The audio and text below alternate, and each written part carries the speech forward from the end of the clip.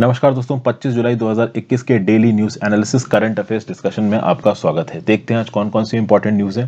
पहली न्यूज जिसके ऊपर मैंने कल एक शॉर्ट भी बनाया था, Mirabai wins India's first medal in Tokyo. Chanu Saikhom Mirabai, ठीक है ना, इनको मीराबाई चानू भी कहा जाता है। आप कह सकते हो इन्होंने पहला टोक्यो ओलंपिक्स का मेडल जीता है इंडिया के लिए। 49 केजी वेट लिफ्टिंग में ये मेडल इन्होंने जीता है और इंडिया का पहला सिल्वर है वेट लिफ्टिंग में ये ओलंपिक्स में। इससे पहले वेट लिफ्टिंग में हमारे पास क्या कोई मेडल आया है? तो जी हाँ, 2000 का जो सिडनी ओलंपिक्स हुआ था उसमें कर्णम मल्लेश्वरी ने इंडिया के लिए ब्रॉन्ज मेडल जीता था और यहाँ पे मीराबाई चानू ने सिल्वर मेडल जीता है। यहाँ पे मीराबाई चानू ने 202 केजी उठाया है यहाँ पे, ओके। और प्रीवियस जो ओलंपिक रिकॉर्ड था उसको ब्रेक किया है। हालांकि जो चाइना की हाउ जुजी हैं इसने टोटल 210 केजी उठाया है यहाँ पे, और जो प्रीवियस ओलंपिक वर्ल्ड रिकॉर्ड था उसको यहाँ पे हाउ जुजी ने तोड़ के एक नया वर्ल्ड रिकॉर्ड बना दिया है। और सेकंड नंबर पे है चानू सैखोम मीराबाई और थर्ड नंबर पे रही विंडी कैंटिका एशे ऑफ इंडोनेशिया। इन्होंने टोटल 194 केजी उठाया वेट और इसके बेसिस पे इनको ब्रॉन्ज मेडल मिला।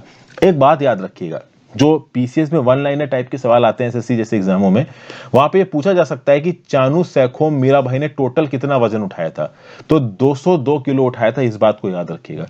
इस प्रकार के भी क्वेश्चन, चूंकि देखिए अब इनका नाम तो पूरे इंडिया को पता है, चानू सैखोम मीराबाई, बट वजन कितना उठाया था ये भी पता होना जरूरी है। सिल्वर मेडल उन्होंने जीता है तो देखो सबको पता रहेगा। जनरल स्टडीज पेपर 1 में current events of national and international importance में ये पर्टिकुलर न्यूज आपको काम आएगी। तो आज शिवेश राजवर्धन ने हमको ज्वाइन किया है, आलोक यादव ने हमको ज्वाइन किया है, जूही सूर्यवंशी ने हमको ज्वाइन किया है। जूही सूर्यवंशी का ये सेकंड मंथ है एज अ मेंबर, वेलकम जूही। पूजा चौधरी ने हमको ज्वाइन किया है, स्वीटी कश्यप ने हमको ज्वाइन किया है, बाधे मृदुला ने हमको ज्वाइन किया है और शिव शंकर एसवी ने हमको ज्वाइन किया है। तो Shiv Shankar SV, Badhe Mridula, Sweety Kashyap, Pooja Chaudhary, Juhi second month as a member, Alok Yadav and Shivesh Rajvardhan. I welcome you all to my videos. Thank you so much for the support guys. Thank you so much for joining channel. अब अपनी second news पे आ जाते हैं। Second news है mid century target for net zero emission inadequate says India. देखिए recently अभी G20 की क्लाइमेट मीट हुई थी और इस G20 की क्लाइमेट मीट पे इंडिया ने एक बहुत इंपॉर्टेंट स्टेटमेंट बोला है। इंडिया ने बोला है कि भाई कुछ कंट्रीज ने जो प्लेजेस दिए हैं ना वो प्लेजेस इनफ नहीं है। एक्चुअली में net zero green house gas emissions का टारगेट लेके दुनिया भर की कंट्रीज चल रही हैं, कार्बन न्यूट्रलिटी का टारगेट लेके दुनिया भर की कंट्रीज चल रही हैं। आपको पता है कि नेट जीरो एमिशंस और कार्बन ये न्यूट्रल क्या होता है? पहले मैंने कहीं बता चुका हूं, फिर से बताता हूं। एक ऐसी सिचुएशन जहां पे कंट्री जितना एमिट कर रही है उतना ही कंपनसेट कर दे। कैसे कंपनसेट कर दे? तो उतने ही पेड़ पौधे लगा के, जैसे फॉर एग्जाम्पल मान लो 1000 टन CO2 किसी पर्टिकुलर कंट्री ने ओवरऑल एमिट किया। अब यहां पे सिर्फ CO2 नहीं है, बाकी जो ग्रीन हाउस गैसेस हैं, ओजोन जैसी और नाइट्रस ऑक्साइड जैसी, उनको भी कार्बन डाइऑक्साइड इक्विवेलेंट में कन्वर्ट करके ओवरऑल कार्बन डाइऑक्साइड के फॉर्म में एमिशंस कैलकुलेट किए जाते हैं। अब टोटल एमिशन जितनी भी कोई देश कर रहा है उसके करस्पॉन्डिंग कितना उसका ग्रीन कवर है, कितने उसके फॉरेस्ट रिसोर्सेज हैं और कितने उसके ओशन रिसोर्सेज उस पर्टिकुलर एमिशन को न्यूट्रलाइज कर दे रहे हैं, ये बोला जाता है आपका कार्बन न्यूट्रल। मतलब कि फॉर एग्जांपल अगर 1000 टन CO2 एमिशन कर रही है कोई कंट्री, तो अगर 1000 टन ही उसके नेचुरल रिसोर्सेज उसको न्यूट्रलाइज कर दे रहे हैं तो आप उसको नेट जीरो एमिशन बोलोगे या कार्बन न्यूट्रलिटी बोलोगे। अब देखिए आपको पता है कि कॉन्फ्रेंस ऑफ पार्टी COP26 होने वाला है ग्लासगो स्कॉटलैंड में। लगभग 100 दिन बचे हैं इस चीज में और वहां पे बात की जाएगी कि हाँ भाई इस पर्टिकुलर सेंचुरी में हम क्या सच में अपने जो टेम्परेचर इंक्रीज है इसको 1.5 डिग्री सेंटीग्रेड के अंदर रोक पाएंगे। अब इन सब चीजों पे बात करते वक्त अलग अलग कंट्रीज ने जो भी अपने इंटेंडेड नेशनली डिटरमिन्ड कंट्रीब्यूशन दिए हैं उस पर कमेंट करते हुए इंडिया ने बोला है कि कुछ कंट्रीज के ये जो नेट जीरो GHG एमिशंस के प्रति जो प्लेजेस हैं वो प्लेजेस बहुत इनएडिक्वेट है।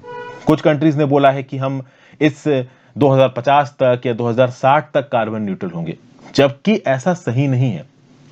यहां पे इंडिया का पॉइंट क्या है? Legitimate need of developing countries to growth. देखिए साफ बात यह है कि कुछ कंट्रीज पहले से ही एडवांस थी, डेवलप्ड थी और वो अपने हिस्से का ग्रीन हाउस गैस एमिशन कर चुकी हैं। जो डेवलपिंग कंट्रीज अपने हिस्से का ग्रीन हाउस गैस एमिशन नहीं कर पाई उनको इस समय पे मौका ज्यादा मिलना चाहिए। तो साफ साफ बात यह है कि इंडिया का ये बोलना जितनी भी G20 कंट्रीज हैं उनको अपना per capita emission global average तक लेके आना चाहिए 2030 तक। तो जो खासकर डेवलप्ड कंट्रीज है G20 के अंदर, इनके प्रति इंडिया ये बोल रहा है कि भाई इन कंट्रीज को तो अपनी रिस्पॉन्सिबिलिटी को निभाते हुए 2030 तक ग्लोबल एवरेज पे आना चाहिए। ये 2050 या 2060 का टारगेट रखेंगे तो इससे काम नहीं बन पाएगा। सीधी सीधी बात इंडिया का यहां पे बोलना है। यहां पे सबसे खास बात की जाए तो यूनाइटेड स्टेट्स, अभी के लिए यूनाइटेड स्टेट्स की जो नेशनल डिटरमिन्ड कंट्रीब्यूशन, हालांकि अपडेटेड फॉर्म में ऐसा लग रहा है कि COP 26 में आएंगे यूनाइटेड स्टेट्स का कमिटमेंट, नया अपडेटेड कमिटमेंट। बट अभी के लिए जो यूनाइटेड स्टेट्स का कमिटमेंट है, उस कमिटमेंट के हिसाब से देखा जाए तो United States per capita 12 ton of CO2 emission extra कर रहा है। United Kingdom per capita 14.1 ton of CO2 emissions extra कर रहा है। China 0.2 ton CO2 emissions extra कर रहा है और India 0.4 ton CO2 emission extra कर रहा है। मतलब आप समझिए, अभी के लिए जो इंग्लैंड का, यूनाइटेड स्टेट्स का आपका NDC आया है, जो भी उनके कमिटमेंट्स आए हैं कि भाई हम इस साल तक अपने आप को कार्बन न्यूट्रल करेंगे, इतना एमिशन करेंगे, इतनी ग्रीन हाउस गैस एनर्जी, तो इन एमिशंस के हिसाब से देखो तो ये जो कंट्रीज हैं, इनके पास जो फेयर शेयर जाना चाहिए वो उस फेयर शेयर से बहुत ज्यादा एक्स्ट्रा एमिशन कर रहे हैं। United states 12 ton CO2 per capita extra emit कर रहा है, UK 14 ton CO2 per capita extra emit कर रहा है। उसके कंपैरिजन में इंडिया 0.4 टन, चाइना तो इंडिया से भी कम है 0.2 टन। अभी चाइना इंडिया इतने कम क्यों आ रहे हैं? रीजन बीइंग कि हमारी आबादी बहुत ज्यादा है। चाइना आपको पता है मोस्ट पॉपुलस कंट्री है, इंडिया दूसरे नंबर पे, जल्दी इंडिया चाइना को क्रॉस कर देगा, खैर वो एक अलग बात है। तो ओवरऑल ये जो फेयर शेयर है, ये फेयर शेयर क्या दिखाता है? ये फेयर शेयर दिखाता है कि भाई कौन से कंट्री को कितना कार्बन स्पेस दिया जाएगा। एक पर्टिकुलर कंट्री को limited amount of carbon space allocate किया जाएगा। ये कार्बन स्पेस उसके इलाके पे और वहां पे जितनी आबादी रहती है उस पर डिपेंड करेगा। अब अगर आप इंडिया की बात करो तो टेक्निकली इंडिया तीसरे नंबर का सबसे बड़ा एमिटर है दुनिया में। नंबर 1 एमिटर है चाइना, नंबर 2 है USA, नंबर 3 पे आता है इंडिया। बट इंडिया की आबादी बहुत ज्यादा है, तो अगर आप पर कैपिटा एमिशंस लेके चलोगे तो उस हिसाब से इंडिया काफी मतलब अच्छे स्टेज में, पर कैपिटा एमिशंस के हिसाब से दुनिया भर में हमने बहुत कम एमिशन किए हैं। अब अगर हम अपने नेशनली डिटरमिन्ड कंट्रीब्यूशन की बात करें, जिसको इंटेंडेड नेशनली डिटरमिन्ड कंट्रीब्यूशन बोलते हैं, तो इस हिसाब से इंडिया के इंटेंडेड नेशनली डिटरमिन्ड कंट्रीब्यूशन में 3 चीजें आपको याद रखनी है। हालांकि ये अक्सर के न्यूज में आती रहती है, तो अब तक बहुत सारे लोगों को कई बार रिवाइज भी हो गई होंगी। पहली कंडीशन ये है कि जो हमारी cumulative electricity generation installed capacity होगी नॉन फॉसिल फोर्सेस से। नॉन फॉसिल फोर्सेस मतलब कोल, ये डीजल वगैरह से नहीं। आपका जो सोलर एनर्जी है, विंड एनर्जी है, हाइड्रो एनर्जी है, इनसे जो हम लोग इलेक्ट्रिसिटी जनरेट कर रहे हैं वो 2030 तक 40% होनी चाहिए टोटल इंस्टॉल्ड इलेक्ट्रिसिटी कैपेसिटी के। जबकि अभी ही 2021 में ही हम 38% पे पहुंच चुके हैं। मतलब 2021 में ही जो टोटल इंस्टॉल्ड कैपेसिटी है इंडिया के अंदर इलेक्ट्रिसिटी की, उसकी 38% नॉन फॉसिल फ्यूल सोर्सेस की है। और ये टारगेट हमारा 2030 तक 40% का था। तो यहां पे हम लोग ठीक ठाक चल रहे हैं। और खास बात यह है कि इंडिया का कमिटमेंट है कि 2022 तक हम लोग 175 gigawatt of renewable energy install कर लेंगे, जिसमें 100 गीगावाट सोलर होगा, 60 गीगावाट विंड होगा, 10 गीगावाट बायो एनर्जी होगा और 5 gigawatt small hydro power projects होगा। और ये काफी, आप कह सकते हो कि this is very much feasible. हम लोग बहुत तेजी से इस टारगेट की तरफ बढ़ रहे हैं। फिर हमारी नेशनली डिटरमिन्ड कंट्रीब्यूशन में ये भी है कि जो एमिशन इंटेंसिटी है ऑफ इट्स GDP, ठीक है, तो 2005 लेवल पे जो एमिशन इंटेंसिटी थी हमारी GDP की, उसको 33 से 35% ले जाएंगे 2005 लेवल की, मतलब 2030 तक। मतलब 2005 तक हमारी GDP के हिसाब से जो हमारी एमिशन इंटेंसिटी थी 2005 के कंपैरिजन में 33 to 35%। मतलब अगर 2005 में अगर 100 थी एमिशन इंटेंसिटी, तो 2030 तक 33 से 35 लेके जाएंगे हमारी एमिशन इंटेंसिटी को। साथ साथ 2.5 से 3 बिलियन टन का एडिशनल फॉरेस्ट और ट्री कवर भी हम लोग जनरेट करेंगे। अब ये हमारे नेशनली डिटरमिन्ड कंट्रीब्यूशन है। क्या हम लोग अपने नेशनली डिटरमिन्ड कंट्रीब्यूशन को सीरियसली ले रहे हैं? बिल्कुल सीरियसली ले रहे हैं भाई। हमारा टारगेट है 2022 तक 175 गीगावाट, और अगर 2020 गीगावाट हम पहुंच पाते हैं, और मान लीजिए 2030 में हमने जो टारगेट बनाया है 450 गीगावाट का, अगर हम 2030 तक 400 गीगावाट पे पहुंच जाते हैं, तो ओवरऑल हमारी इंस्टॉल्ड कैपेसिटी का 65% नॉन फॉसिल फोर्सेस से होगा। अब समझिए बात को, हमने 2030 तक टारगेट बनाया है 40% of the installed capacity from non fossil sources, और अगर हम 450 गीगावाट भी कर देते हैं इंस्टॉल 2030 तक, तो 65% पहुंच जाएंगे हम लोग installed capacity from non fossil sources. मान लो 450 गीगावाट हम नहीं भी कर पाए, 300 कर पाए, 250 कर पाए, तो भी हम अपने स्टेटेड टारगेट से बहुत अच्छा परफॉर्म करेंगे। समझ गए? तो इंडिया अपने नेशनली डिटरमिन्ड कंट्रीब्यूशन में काफी मेजर रोल प्ले कर रहा है, काफी प्रोएक्टिव है। एटलीस्ट हमारी जो रिस्पॉन्सिबिलिटी हम निभा रहे हैं वो डेवलप्ड कंट्री से तो ज्यादा ही निभा रहे हैं। तो यहां पे इंडिया का ये बोलना G20 समिट में कि भाई बहुत सारी कंट्रीज जो कार्बन न्यूट्रलिटी का टारगेट 2050-2060 दे रही ना, ये सही नहीं है। वो अपने फेयर शेयर को एक्सीड कर चुकी हैं और उनको बहुत प्रोएक्टिव बेसिस पे अपने इस कार्बन एमिशन इंटेंसिटी को कम करना चाहिए। जनरल स्टडीज पेपर 3 में कंजर्वेशन रिलेटेड इश्यूज और एनवायरमेंट में ये न्यूज आपको काम आएगी। नेक्स्ट बात करते हैं, India plans to create power islanding systems. अब ये पावर आइलैंडिंग सिस्टम्स क्या है? कहना मतलब पावर के अपने छोटे छोटे आइलैंड्स बनाना। ये क्या चीज है? देखिए, आपको पता है दुनिया भर में जो इलेक्ट्रिसिटी ग्रिड्स है वो डिजिटलाइज हो रही हैं और ये एक क्रिटिकल इंफ्रास्ट्रक्चर है। कैसे क्रिटिकल इंफ्रास्ट्रक्चर है? क्योंकि इलेक्ट्रिसिटी ग्रिड्स के ऊपर अगर मान लीजिए साइबर अटैक होता है तो पूरी की पूरी इलेक्ट्रिसिटी ग्रिड बैठ सकती है। और मुंबई में साइबर अटैक हुआ भी था। जो फाइनेंशियल हब है मुंबई, नवंबर या अक्टूबर के 2020 के अराउंड एकदम से मुंबई में बहुत सारी बिजली चली गई थी। तो ऐसा बोला जा रहा था कि that was a cyber attack which initiated from China. US की एक ऑर्गेनाइजेशन ने अपनी रिपोर्ट में ऐसा बोला था। तो अब अगर इस प्रकार के साइबर अटैक्स आगे होते हैं, दुनिया भर में जो पावर ग्रिड्स हैं वो डिजिटाइज हो रही है। इंडिया को भी अपनी पावर ग्रिड डिजिटाइज करनी पड़ेगी क्योंकि डिजिटाइजेशन इज एक्चुअली प्रोफेशनलिज्म। तो हम साइबर अटैक से डर जाएं, इससे तो काम नहीं बन पाएगा भाई। हमें डिजिटाइज करना पड़ेगा और अपने साइबर रेजिस्टेंस के इंफ्रास्ट्रक्चर को भी डेवलप करना पड़ेगा।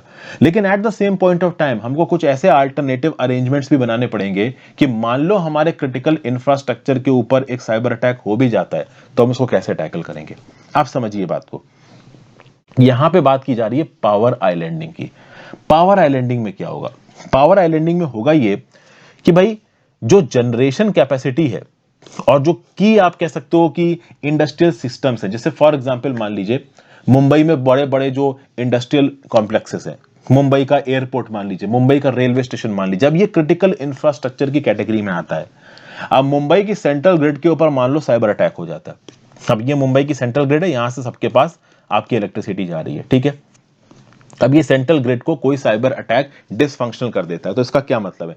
इसका मतलब ये कि एयरपोर्ट की बिजली चली जाएगी, रेलवेज की बिजली चली जाएगी, भले भले जो स्टील और इंडस्ट्रियल कॉम्प्लेक्सेस हमारे देश में चल रहे हैं उनकी बिजली चली जाएगी, सेंट्रल गवर्नमेंट ऑफिसेज की बिजली चली जाएगी। तो ऐसे तो पूरा काम आपका ठप हो जाएगा, स्टेट गवर्नमेंट ऑफिसेज की बिल्डिंग चली जाएगी।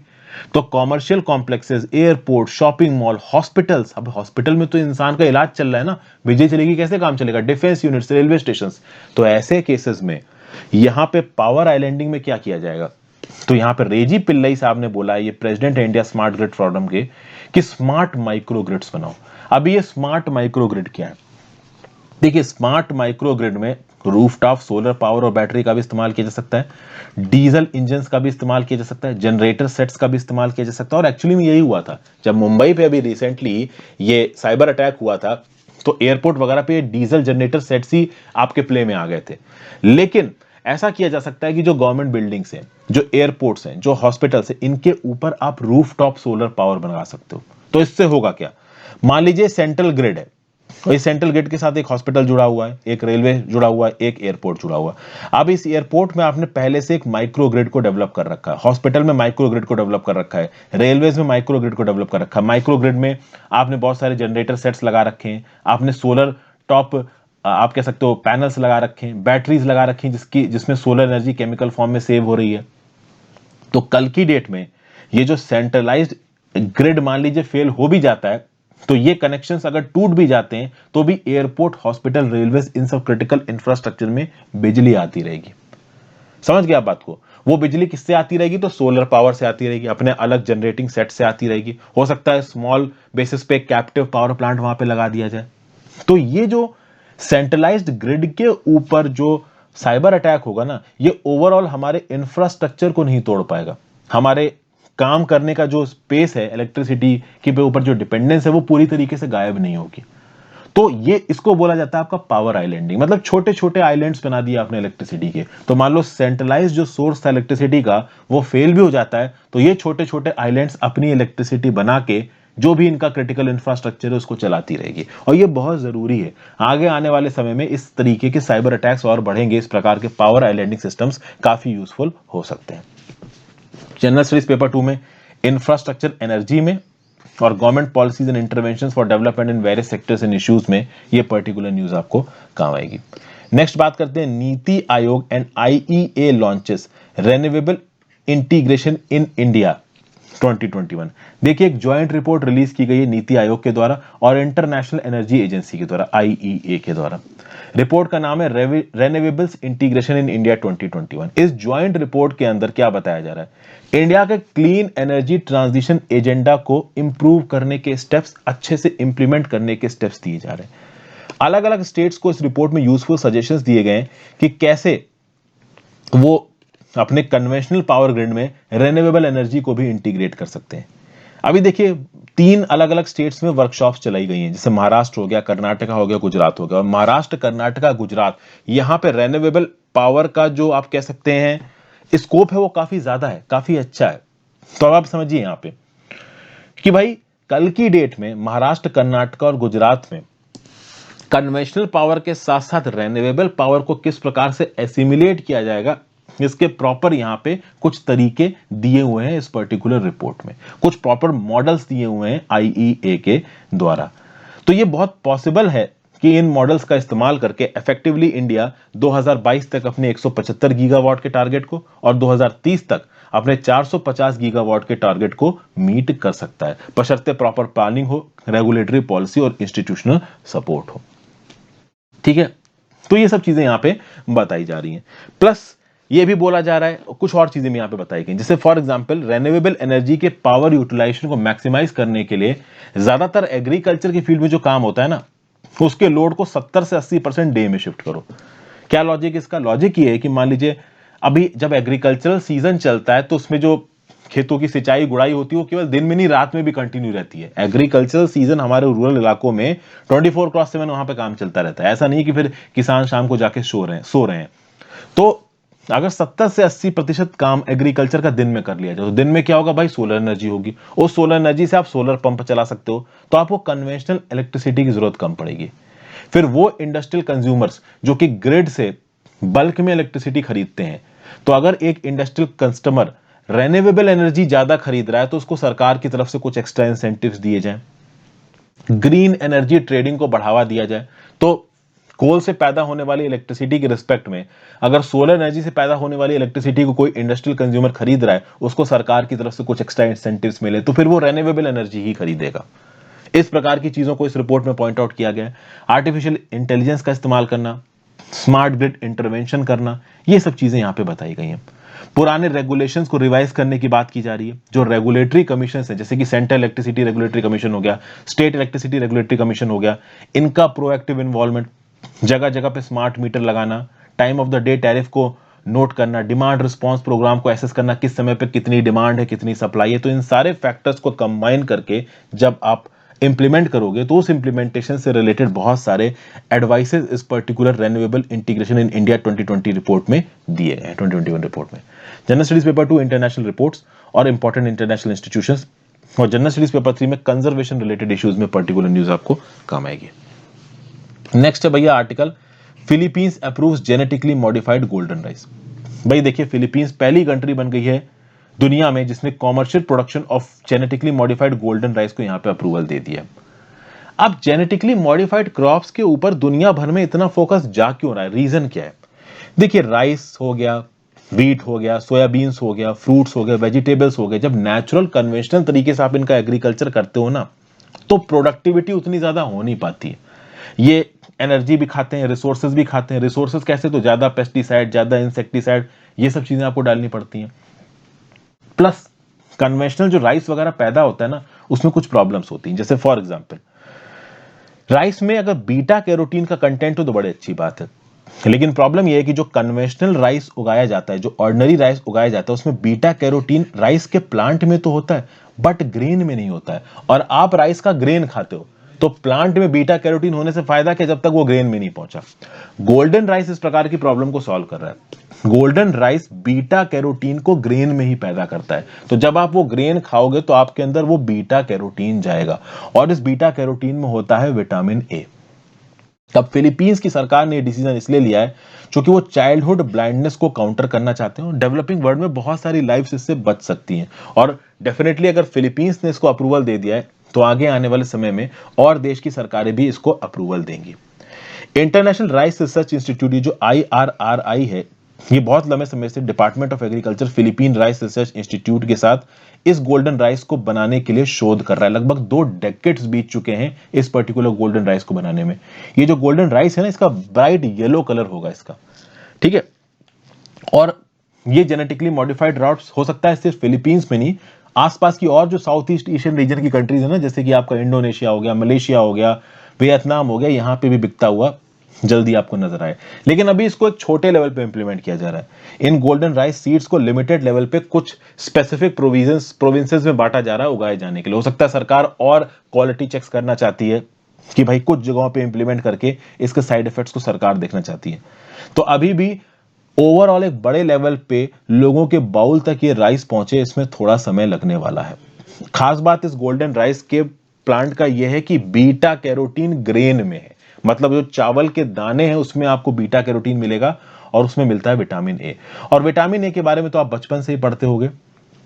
Development and normal growth, vision, खासकर आंखों के लिए विटामिन ए बहुत इंपॉर्टेंट होता है। विटामिन ए की डेफिशिएंसी की वजह से WHO का कहना है कि 5 lakh cases of childhood blindness हर साल देखने को मिलते हैं, और जो लोग अपना विजन खो देते हैं 12 महीने के अंदर कई सारे बच्चे मर भी जाते हैं। इंटरनेशनल राइस रिसर्च इंस्टीट्यूट के हिसाब से फिलीपींस में 17% बच्चे जो कि 5 साल से कम की उम्र के हैं वो विटामिन ए डेफिशिएंट पाए गए हैं। तो इसीलिए वहां पे फिलीपींस की सरकार ने इतने मिशन मोड में इस पर्टिकुलर गोल्डन राइस को अप्रूवल दिया है कॉमर्शियल कल्टीवेशन के लिए। जनरल स्टडीज पेपर 1 में current events of national and international importance, और जनरल स्टडीज पेपर 3 में टेक्नोलॉजी इन फार्मिंग में ये न्यूज आपको काम आएगी। और फिर फाइनल न्यूज पे चलते हैं आज की। China to activate world's first clean nuclear reactor. देखिए जो न्यूक्लियर रिएक्टर है ना, इसको मोल्टेन सॉल्ट रिएक्टर भी बोला जाता है। क्या है मोल्टेन सॉल्ट रिएक्टर में? आपको पता है कि नॉर्मल न्यूक्लियर रिएक्टर्स में फ्यूल रॉड्स को इस्तेमाल किया जाता है। इन फ्यूल रॉड से न्यूक्लियर फिजन कराया जाता है, उसके बेसिस पे इलेक्ट्रिसिटी पैदा की जाती है। मोल्टेन सॉल्ट रिएक्टर्स में थोरियम इस्तेमाल किया जा रहा है। फ्यूल रॉड्स में ज्यादातर केसेस में यूरेनियम इस्तेमाल किया जाता है, बट यहां पे थोरियम के बेसिस पे इलेक्ट्रिसिटी को पैदा करने की टेक्नोलॉजी डेवलप कर रहा है चाइना। तो थोरियम का इस्तेमाल करके उसको एक लिक्विड फ्लोराइड सॉल्ट में मिला के फिर इसके मिक्सचर को भेजा जाएगा जो रिएक्टर चैम्बर है, और वहां पे 600 डिग्री सेल्सियस पे ये जो पर्टिकुलर मिक्सचर है ये जलेगा। तो लिक्विड फ्लोराइड सॉल्ट के अंदर आपने थोरियम मिला दिया और इसको रिएक्टर के अंदर जलाया, इससे जो एनर्जी पैदा हुई उससे आप इलेक्ट्रिसिटी पैदा करोगे। ये कंसेप्ट है मोल्टेन सॉल्ट रिएक्टर का। अब अगर थोरियम की बात की जाए, थोरियम एक रेडियो एक्टिव सेलुलरी मटेरियल है। नाम किस पे रखा गया इसका? Norse God of thunder, Thor पे। ठीक है, थॉर तो भैया आपने एवेंजर्स की मूवी में सुना ही होगा। थोरियम बहुत चीपर है और ज्यादा एबेंडेंट है यूरेनियम से। अब मैं आपको एक बात बता दूं, ये जो केरला के जो आपके कोस्टल इलाके हैं, इनफैक्ट हमारे देश के बहुत से कोस्टल इलाकों में एक प्रकार की सैंड पाई जाती है, खासकर केरला के कोस्ट पे एक प्रकार की सैंड पाई जाती है। उस सैंड में बहुत भारी मात्रा में थोरियम मिलता है। आपसे बस एक सवाल है कि नीचे कमेंट बॉक्स में बताइए उस सैंड का नाम क्या है। केरला के कोस्टल इलाकों में जो सैंड पाई जाती है उसमें बहुत हैवी क्वांटिटी में थोरियम मिलता है। वो सैंड कौन सी है उसका नीचे कमेंट बॉक्स में नाम बताओ, देखें आपकी अवेयरनेस कितनी है। अब अगर इस प्रकार की टेक्नोलॉजी को, जिसको चाइना यहां पे इजाद कर रहा है, अगर इस प्रकार की टेक्नोलॉजी हमारे पास आ जाए तो हम भी मेजर स्केल पे इस प्रकार के न्यूक्लियर पावर रिएक्टर से इलेक्ट्रिसिटी पैदा कर सकते हैं। तो यहां पे यूरेनियम का प्रयोग ना करके लिक्विड थोरियम का प्रयोग करके ये जो आपके मोल्टेन सॉल्ट रिएक्टर्स हैं, इससे बिजली पैदा करने की टेक्नोलॉजी को इजाद कर रहा है चाइना। और ऐसा बोला जा रहा है कि जो पहला रिएक्टर चाइना बना रहा है ये 2030 तक बन जाएगा, और इसमें कूलिंग के लिए पानी की जरूरत नहीं होगी। तो जब कूलिंग के लिए पानी की जरूरत नहीं है तो डेजर्ट रीजन्स में भी इसको ऑपरेट किया जा सकता है, तो ये थोड़ा इको फ्रेंडली होगा। हालांकि इसमें बहुत सारे अभी इंप्रूवमेंट्स करने बाकी हैं, टेक्नोलॉजी बड़े एडवांस लेवल की है। तो पहला रिएक्टर वुबई नाम की एक डेजर्ट सिटी है चाइना में, वहां पे बनाया जा रहा है। अगर ये सक्सेस हो जाता है तो चाइना के और भी बहुत से हिस्से में इस प्रकार के रिएक्टर्स बनाए जाएंगे। ये जो प्रेसिडेंट जी जिनपिंग साहब है, जिनका बोलना है कि हम चाइना को 2060 तक कार्बन न्यूट्रल बना देंगे, तो उस कार्बन न्यूट्रल बनाने में इस प्रकार की जो न्यूक्लियर रिएक्टर्स है ना, ये भी एक बहुत मेजर रोल प्ले करने वाले हैं। इस प्रकार की टेक्नोलॉजी अगर इंडिया के पास आ जाए तो बिल्कुल माशाअल्लाह काम हो जाए। रीजन भी कि थोरियम की हमारे पास कोई कमी नहीं है। हम थोरियम के बेसिस पे अगर न्यूक्लियर रिएक्टर्स बना लें तो क्या बात हो, लेकिन अभी हम उस टेक्नोलॉजी से बहुत ज्यादा दूर है। चाइना से टेक्नोलॉजिकली हम बहुत पीछे हैं। जनरल स्टडीज पेपर 3 में टेक्नोलॉजी और जनरल स्टडीज पेपर 1 में current events of national and international importance में न्यूज काम आएगी। सॉरी, लास्ट न्यूज नहीं थी, एक और न्यूज है। इंडिया के फॉरेक्स रिजर्व 612.73 बिलियन डॉलर्स पे पहुंच चुके हैं। फॉरेक्स रिजर्व्स की न्यूज रेगुलरली आती रहती है। कई महीने पहले मैंने ये वाली वीडियो बनाई थी जहां पे मैंने आपको बताया था इंडिया के forex reserves 500 billion dollar cross कर गए हैं। इस पर्टिकुलर वीडियो का मैं लिंक नीचे डिस्क्रिप्शन बॉक्स में दे दूंगा। फॉरेक्स रिजर्व्स कैसे एक्यूमुलेट होते हैं और वो भारत के लिए क्यों इंपॉर्टेंट होते हैं, इस पर्टिकुलर कंसेप्ट को मैंने इस वीडियो में समझा रखा है। तो आप डेफिनेटली टाइम निकाल के इस वीडियो को जरूर देख लें। ऑब्वियसली बात, अब सारे कंसेप्ट्स में एक ही जगह तो आपको बता नहीं सकता ना। जो रेलेवेंट वीडियो पहले मैंने बनाई है वो तो आपको बतानी ही पड़ेगी। तो यहां पे इंडिया का जो फॉरेक्स रिजर्व है वो 835 मिलियन डॉलर से बढ़ गया है और फॉर द वीक एंडिंग 16 जुलाई 2021 ये पहुंच चुका है 612.73 बिलियन डॉलर्स पे। और ये हुआ है फॉरेन करेंसी एसेट्स बढ़ने की वजह से। इंडिया के फॉरेक्स रिजर्व में फॉरेन करेंसी एसेट्स हैं, स्पेशल ड्रॉइंग राइट्स हैं, गोल्ड रिजर्व्स हैं, रिजर्व पोजीशन है विद द आईएमएफ। ओके, तो जो हमारे गोल्ड रिजर्व्स हैं वो 377 मिलियन डॉलर बढ़ के 37.3 बिलियन डॉलर्स पहुंच चुके हैं। स्पेशल ड्रॉइंग राइट्स हैं जो आईएमएफ के साथ, वो 1 मिलियन डॉलर बढ़ के 1.548 बिलियन डॉलर्स पे पहुंच चुके हैं। जो रिजर्व पोजीशन है वो थोड़ी गिरी है, 7 मिलियन डॉलर गिर के 5.1 बिलियन डॉलर पे आ गई है। फॉरेन एक्सचेंज रिजर्व्स क्या है, तो भाई किसी भी पर्टिकुलर देश की सेंट्रल बैंक के पास दूसरे देश के करेंसी के एसेट्स होते हैं, उन्हीं को आप फॉरेन एक्सचेंज रिजर्व बोलते हो। ठीक है, इस फॉरेन एक्सचेंज रिजर्व्स में केवल दूसरी करेंसी नहीं आती, गोल्ड भी आता है, आईएमएफ का स्पेशल ड्रॉइंग राइट्स का कोटा भी आता है, रिजर्व पोजीशंस भी आती हैं। तो सेंट्रल बैंक की वजह से हमारी सेंट्रल बैंक के पास यूरो भी होगा। अब देखिए आईएनआर तो फॉरेन रिजर्व होगा नहीं, तो euro, British pounds, Japanese yen, Chinese yuan, ठीक है, और यूएस डॉलर रिजर्व्स, ये सारी करेंसी अगर आप मिला दो जितनी भी है, प्लस उसमें गोल्ड मिला दो, प्लस इसमें स्पेशल ड्रॉइंग राइट्स मिला दो, प्लस इसमें रिजर्व पोजीशन मिला दो आईएमएफ की, तो ये क्या बन जाएगा, इंडिया का फॉरेन एक्सचेंज रिजर्व बन जाएगा। अब इंडिया के पास दुनिया में चौथे नंबर के सबसे ज्यादा फॉरेन एक्सचेंज रिजर्व है। चाइना के पास कितने हैं, तो चाइना के पास है 3,349 बिलियन डॉलर्स के फॉरेन एक्सचेंज रिजर्व, जापान के पास 1,376 बिलियन डॉलर्स के, स्विट्जरलैंड के पास 1,074 बिलियन डॉलर, इंडिया के पास 612.73 बिलियन डॉलर। इस स्पीड से अगर इंडिया बढ़ता रहा तो शायद 2 से 3 सालों में हम स्विट्जरलैंड के फॉरेक्स रिजर्व्स को भी क्रॉस कर जाए। जापान हालांकि हमसे बहुत आगे, और चाइना का तो बात ही मत करो, तो बहुत ही ऊपर है फॉरेन एक्सचेंज रिजर्व्स में। लेकिन फॉरेन एक्सचेंज रिजर्व्स अगर हमारे पास बढ़ रहे हैं, मतलब हमारी इकोनॉमिक कंडीशन स्ट्रांग हो रही है, कल की डेट में बैलेंस ऑफ पेमेंट क्राइसिस हमारे देश में नहीं आएगी, हमारे इकोनॉमिक फंडामेंटल्स स्ट्रांग हो रहे हैं, ये चीज का इंडिकेटर है ये फॉरेन एक्सचेंज रिजर्व्स का बढ़ना। जनरल स्टडीज पेपर 3 में इंडियन इकोनॉमी में ये पर्टिकुलर न्यूज आपको काम आएगी। So thank you for watching friends. आज की सारी इंपॉर्टेंट न्यूज हमने यहाँ पे देख ली है। अपनी व्यू पॉइंट नीचे कमेंट बॉक्स में जरूर दीजिए। कोई डाउट हो तो आप नीचे कमेंट बॉक्स में पूछ सकते हैं। जो क्वेश्चन मैंने आपसे पूछा था सैंड से रिलेटेड केरला की, उसका जवाब जरूर ढूंढ के बताइएगा। थोड़ा दिमाग लगेगा बट ढूंढिए, क्योंकि थोरियम के आने के साथ साथ वो सैंड का नाम भी आपके लिए इंपॉर्टेंट हो जाता है। Thank you for watching friends, have a great day. ज्यादा से ज्यादा लोगों के साथ इस वीडियो को शेयर करिएगा।